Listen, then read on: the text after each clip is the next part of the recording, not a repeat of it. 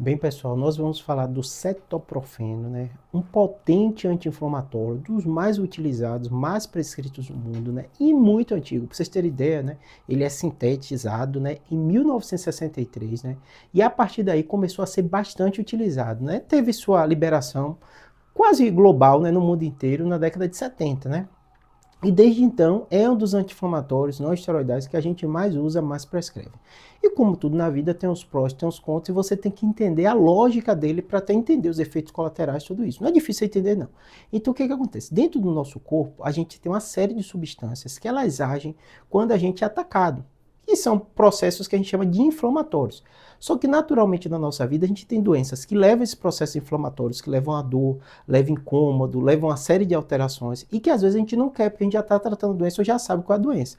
Então muito comum nas dores na coluna, né, ter esse processo inflamatório que gera dor, inflamação, as artrites, né, e uma série de doenças. Então esses remédios como o cetoprofeno, né, eles agem justamente inibindo a COX, né?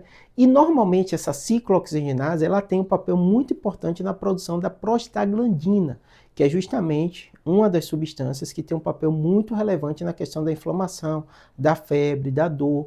Então, toda vez que o nosso corpo é atacado ou tem algum tipo de alteração que gera dor, inflamação, vai ter o envolvimento da prostaglandina. Por isso que ela, inibindo a COX-1 e COX-2, né, ela tem um papel tão importante no tratamento da dor. Então, ela funciona muito bem para isso.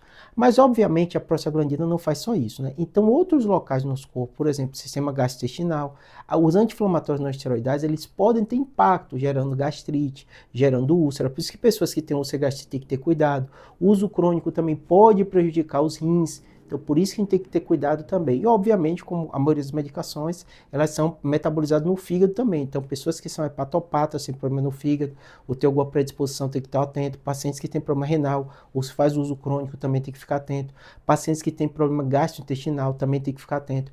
Por isso que esses remédios, eles levam aqueles debates acalorados, né? Eu fiz um vídeo antigo de cetoprofeno, às vezes tem no comentário, esse remédio estragou, destruiu meu estômago, nunca mais foi mesmo. Ah, eu tive problema renal por causa disso. Ou pessoas, gente, eu não posso ficar sem tomar esse remédio.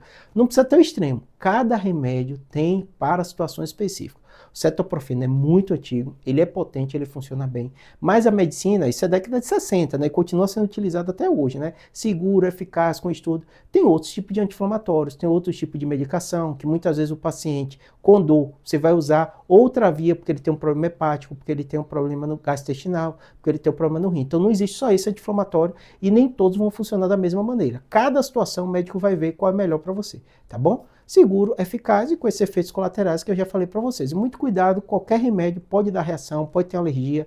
É um remédio que geralmente a pessoa vai na farmácia e compra, né? Mas tem que ter cuidado. E muito cuidado com o uso crônico.